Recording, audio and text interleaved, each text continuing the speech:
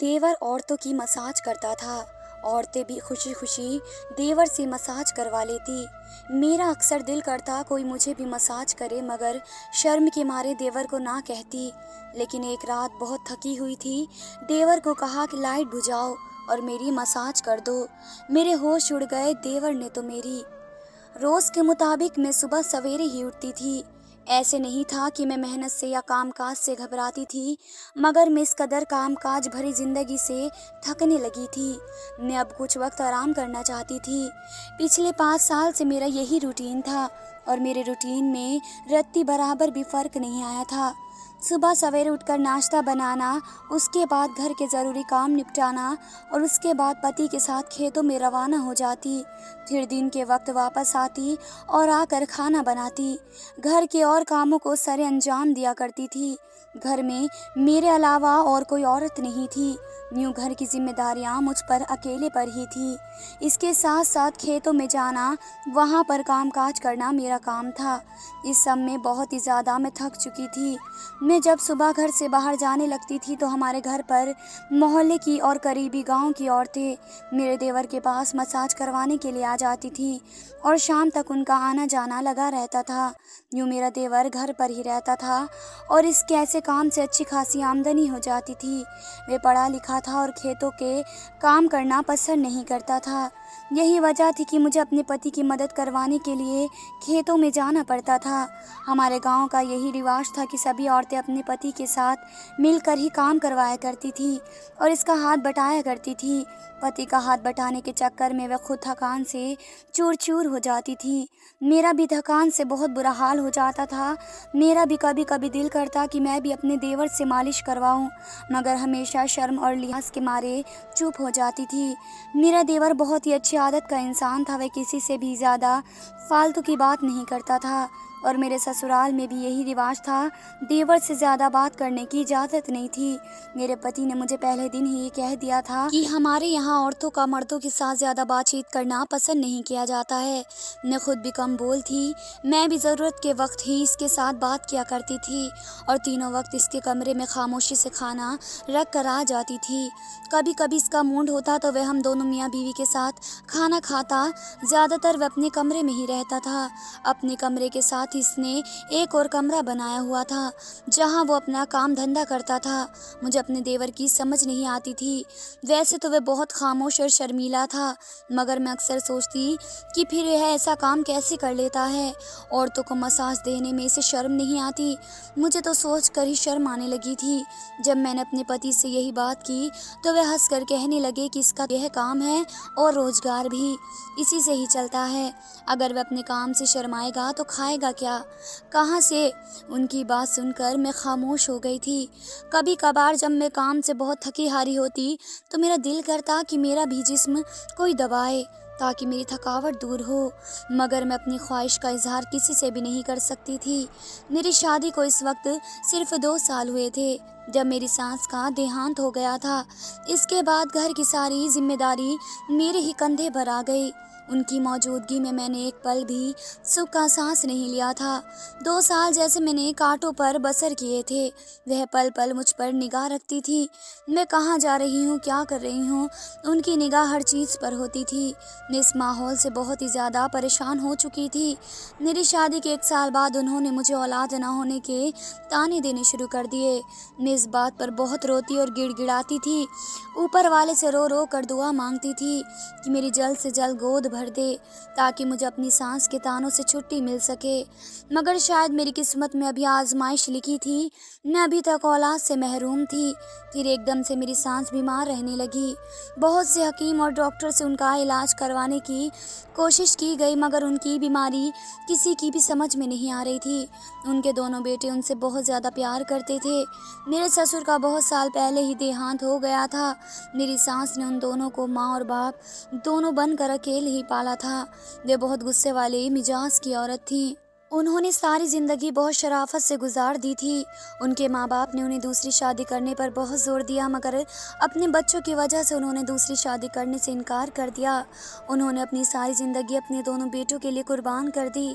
शायद यही वजह थी कि उनके दोनों बेटे भी उनकी बहुत ज़्यादा कदर करते थे और माँ की हर बात उनके लिए हुक्म का पालन करना होता था। जब मेरी सास बीमार पड़ गईं तो दोनों बेटे उनकी चारपाई के साथ लगकर बैठे रहते थे और तमाम जमा पूंजी अपनी माँ के इलाज में खर्च कर दी, ये सोच करके कि शायद उनकी माँ बच जाएं, मगर वे जिंदगी ही इतनी लेकर उतरी थी। चंद महीने के बाद वह भी विदा हो चुकी थी। इसके बाद जहाँ मैंने सुख का सांस लिया, वहीं पर घर की सारी जिम्मेदारियाँ मुझ पर आ चुकी थी। घरेलू काम के साथ साथ मुझे अपने पति के साथ जाकर खेतों के काम भी करवाने पड़ते थे। मेरी सास की बीमारी के दौरान मेरे पति और देवर पर बहुत कर्ज चढ़ चुका था, जिसकी वजह से हमारी हालात काफ़ी हद तक ख़राब हो चुके थे और कर्ज उतारने के लिए ही हम तीनों बंदे ही अपनी जगह पर बहुत ज़्यादा मेहनत कर रहे थे ताकि जल्दी से इस कर्जे से छुटकारा पा सकें। जल्द में कामकाज करने के बाद अपने पति के साथ खेतों में जाने लगती तो तब हमारे घर में औरतों का आने का सिलसिला शुरू हो जाता था। हर उम्र की औरतें, लड़कियां मेरे देवर के पास आती थी। मैंने आज तक कभी किसी से अपने देवर के बारे में कोई गलत बात नहीं सुनी थी। सब लोग ही इसकी शराफत के बारे में गवाही देते थे, मगर एक दिन बहुत अजीब बात हुई। उस दिन मैं दोपहर का खाना बनाने के लिए जब घर में आई तो मैंने अपने मोहल्ले की एक लड़की समरा को देवर के कमरे से रोते हुए बाहर जाते देखा। ये मंजर देखकर हैरत ज़दा रह गई। शादी के 5 सालों में ऐसा पहली बार ही हुआ था। मेरे देवर की शराफत का सारा ज़माना गवाही देता था और वह एक भला लड़का था जिसकी वजह से आज तक किसी को कोई तकलीफ़ नहीं पहुंची थी। तो फिर वह लड़की इस तरह से रोते हुए वहाँ से क्यों गई? मैं देखकर परेशान हो गई और कुछ सोचने पर मजबूर हो गई। इसके बाद घरेलू जिम्मेदारियां में लगकर मैं इस बात को जैसे भूल ही गई थी। कुछ दिन बाद जब मैं खेतों से वापस आ रही थी तो वह लड़की अपने दरवाजे पर खड़ी थी। मुझे देखकर वे मेरे साथ इधर उधर की बातें करने लगी।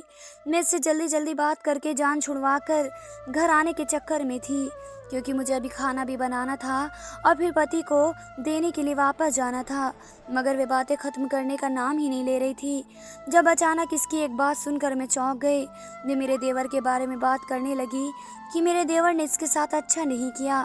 मेरे बहुत बार पूछने पर भी उसने इस बात के बारे में नहीं बताया कि मेरे देवर ने क्या किया है। इतनी बात कहने के बाद मैं अपने घर में वापस चली गई थी और मैं इसके बारे में सोचते हुए घर वापस आ गई। घर में परेशान हो चुकी थी कि ना जाने क्या बात है। इस दिन वे क्यों रोते हुए वापस जा रही थी। इस लड़की की शोहरत हमारे मोहल्ले में ठीक नहीं थी। अक्सर मेरे पति इसके बारे में बात करते थे कि इसकी वजह से मोहल्ले का माहौल ख़राब हो रहा है, मगर मैं नहीं जानती थी कि आखिर ऐसी क्या वजह है, वे इसके बारे में ऐसा क्यों कहते हैं। मेरा मोहल्ले की किसी औरत से इतना मिलना जुलना नहीं था, ना ही किसी से उतना उठना बैठना था कि मुझे ऐसी चटपटी मसालेदार बातें सुनने को मिलती। इस बात को मैंने अपने पति के साथ करने के बारे में सोचा, मगर वही मेरी कमज़ोर याददाश्त। जब तक मेरे पति के आने का वक्त हुआ तब तक घर की जिम्मेदारियों में मैं इस बात को जैसे भूल ही गई कि मुझे उससे कोई बात करनी थी। दिन इसी तरह तेज़ी से गुजरने लगे थे और इस दिन हम दोनों मियाँ बीवी खेतों में काम कर रहे थे जब मोहल्ले का एक आदमी भागता हुआ वहाँ पर आया और हमें जल्दी से घर वापस चलने के लिए कहने लगा। हम दोनों ये सुनकर परेशान हो गए थे, न जाने क्या बात हो गई है। तेज़ तेज़ कदम उठाते जब हम दोनों घर में वापस आए तो बहुत ज़्यादा औरतों का मजमा लगा हुआ था। औरत और मर्द वहाँ पर इकट्ठे हुए थे और ऊंचा ऊंचा बोलने की आवाज़ ही साफ सुनाई दे रही थी। हम दोनों जब अंदर घर में दाखिल हुए तो सामने का मंजर देखकर हैरान रह गए। सामने ही मेरा देवर मेरे मुंह की तरफ सर झुकाए खड़ा था और इसके चेहरे और हालात से लग रहा था जैसे इसकी किसी के साथ हाथापाई हुई हो। वहाँ पर मौजूद मोहल्ले की औरतों की गवाही मालूम हुई कि मेरे देवर ने समरा की इज्जत पर हाथ डालने की कोशिश की है। समरा नजरें झुकाकर खड़ी थी, इसके कपड़े फटे हुए थे और वे हिचकियाँ लेकर रो रही थी। इसकी हालत देखकर मैंने अपना दिल थाम लिया। एक नज़र जब मैंने अपनी देवर की तरफ देखा, वे जैसे शर्म से ज़मीन में गड़ा जा रहा था। इसकी शक्ल से ही झलक रहा था। समरा के माँ बाप का कहना था कि मेरे देवर को समरा के साथ शादी करनी होगी, मगर मेरे पति ये सुनते ही बड़े हैरत में पड़ गए और गुस्से से चिल्लाने लगे कि ये सब झूठ है, मेरा भाई ऐसा नहीं कर सकता। मोहल्ले के बाकी लोग भी मेरे देवर की शराफत की गवाही देने लगे। समरा की असलियत किसी से भी ढकी छुपी नहीं थी, मगर सवाल ये था कि वैसा करेगी क्यों। समरा के माँ बाप का ये कहना था कि इसे समरा के साथ शादी करनी पड़ेगी। फिर मोहल्ले के बड़े लोगों ने बीच में पड़कर मामला रफा दफा किया। इसके बाद ये ज़रूर हुआ कि मेरे देवर की इज्जत पर जैसे धब्बा लग गया था और सबने इसके पास आना जाना छोड़ दिया था। वह सारा सारा दिन अपने कमरे में बंद रहता था, बिल्कुल गुमसुम और खोया खोया। वह पहले भी बहुत कम बोलता था, मगर अब तो जैसे बात करना ही भूल गया था। इसकी हालत देखकर मुझे इस पर तरस आता था। मेरा दिल भी ये मानने से इनकार कर रहा था कि मेरे देवर ऐसा कर सकता है। मेरे पति ने बहुत कोशिश की कि वे उनके साथ खेतों में जाकर काम करे, मगर इसने सुनते ही साफ इनकार कर दिया। और फिर मेरे पति के दोस्त की वजह से उसके लिए शहर में नौकरी का बंदोबस्त हो गया था और वह शहर में ही एक किराए पर कमरा रह कर रहने लगा। अब हम दोनों मियाँ बीवी घर में अकेले रह गए थे। अक्सर मुझे अपने देवर की कमी महसूस होती थी। मेरे पति भी इसके लिए उदास रहते थे। मैं अक्सर ये सोचती थी कि कोई लड़की कितनी ही गिरी हुई क्यों ना हो, वैसे अपनी इज्जत पर सरेआम तमाशा नहीं बना सकती। दूसरी तरफ मुझे अपने देवर पर भी भरोसा और यकीन था। मैंने उन 5 सालों में इसमें कोई भी खराबी नहीं देखी थी। मैं समझने से अनजान थी कि आखिर ये सब क्या था। दिन इसी कश्मकश में गुजर रहे थे जब मुझे एक दिन जो खुशखबरी मिली, जिसको सुनने के लिए मेरे 5 साल से कान तरस गए थे। मैं बहुत ही ज़्यादा खुश रहने लगी थी। मेरे पति ने मुझे खेतों से काम छुड़वा दिया था और उन्होंने अपने साथ काम करने के लिए एक नौकर रख लिया था। वह मुझे ज़्यादा से ज़्यादा आराम करने को कहते थे। मेरी तरह वह भी अपनी औलाद के लिए बहुत खुश थे। हम दोनों ने इस खुशी के लिए इतने साल से इंतज़ार किया था। कुछ दिन के बाद मेरा देवर छुट्टी पर गांव वापस आया और मुझे बोलने के बाद रोज़ के मुताबिक अपने कमरे में जाकर आराम करने लगा। अब मेरे पति रात देर तक खेतों में काम करते रहते थे ताकि उन्हें ज़्यादा से ज़्यादा मुनाफा हासिल हो। अब होने वाली औलाद की वजह से उन पर जैसे जिम्मेदारी और बढ़ गई थी। मैं अब सिर्फ घरेलू कामकाज से ही बहुत ज़्यादा थक जाती थी। थकावट की वजह से मेरा जिस्म टूटने वाला हो जाता था। इस दिन भी मेरी बहुत बुरी हालत थी। मेरे पति अभी तक खेतों से वापस नहीं आए थे। मैंने सोचा कि आज मेरा देवर घर पर है, मैं उससे मसाज करवाने को कहती हूँ। मेरा जिस्म बहुत थकावट और बेसुकूनी महसूस कर रहा था। फिर मैं अपने देवर के कमरे में चली गई। मुझे देखकर वे चौंक गया। मैंने कुछ देर तो सोचा कि इससे कैसे बात करूँ, मगर फिर शर्म को एक जगह रखा और इसे कहा कि लाइट ऑफ करके अगर थोड़ी देर मेरी मसाज कर दे। तो अगले पर मेरे लिए हैरानगी का बन चुका था। जैसे करण अपनी जगह से उठा, इसके चेहरे पर डर के अंदाज होने लगे थे। नहीं भाभी प्लीज़, मेरे पास एक मेरे भाई का रिश्ता रह गया है। मैं इस रिश्ते को ख़राब नहीं करना चाहता। आप प्लीज़ यहाँ से चली जाएं। अपने देवर की आवाज़ सुनकर मैं जैसे हैरत में पड़ गई थी। शर्मिंदगी से मुझे कदम उठाना भी दुश्वार हो रहे थे। मेरा देवर ना जाने मुझे क्या समझ रहा था। मैं अपने कमरे में वापस आ गई और ये सोचते सोचते ना जाने कम नींद की वादियों में खो गई। लेकिन मेरे देवर ने मुझे गलत क्यों समझा? मैंने तो उससे सिर्फ मसाज के बारे में ही कहा था और अगले दिन सुबह सवेरे ही वह वापस चला गया था। फिर कुछ दिन बाद मुझे और पूरे मोहल्ले को ऐसी खबर सुनने को मिली जिसने हम सबके होश उड़ा दिए। उस दिन समरा ने सबके सामने रोते हुए इस बात का इकरार किया कि उसने मेरे देवर पर इल्ज़ाम लगाया था। वे दरअसल इसके साथ शादी करना चाहती थी, इससे प्यार करती थी, मगर मेरा देवर ठहरा एक शरीफ इंसान। इसने जब समरा को इस बात से मना किया, उसे समझाने की कोशिश की, तो समरा ने उल्टा उस पर इल्ज़ाम लगा दिया कि मजबूर होकर इसके साथ शादी कर ले। इस बात में ज़्यादा समरा का ही नुकसान हुआ था। इसके लिए रहे सहे रिश्ते आने भी बंद हो गए। अब एक बहुत ही बड़ी उम्र के आदमी का इसके लिए रिश्ता आया था और कुछ दिनों में इसने शादी होकर यहाँ से चले जाना था। पूरे मोहल्ले के लोगों के दिल में जो मेरे देवर के लिए कांटा सा छुप गया था, वे जैसे कहीं निकल गया था और अब मेरा देवर भी जैसे सबकी नज़रों में सही हो गया था। मगर मैं ये सोच सोच कर परेशान होती रहती थी। ना जाने इस दिन मेरे देवर ने मुझे ऐसा क्यों कहा, इसने मुझे गलत क्यों समझा। ये सोच सोच कर मैं जैसे पागल सी हो गई थी।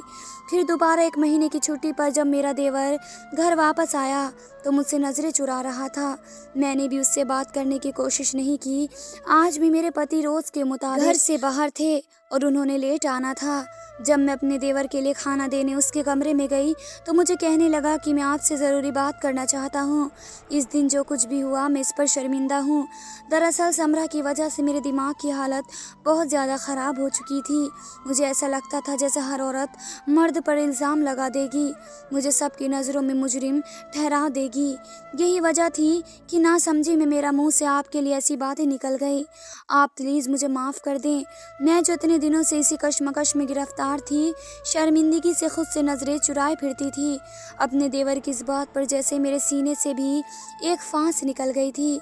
मैं भी बड़े दिनों के बाद खुले दिल से मुस्कुराई थी और इसे कहा कि मैं तुम्हारी दिमागी हालत समझती हूँ और मैं तुमसे नाराज़ नहीं हूँ। वह भी जैसे मेरी बात सुनकर हल्का फुल्का सा हो गया और फिर वापस चला गया।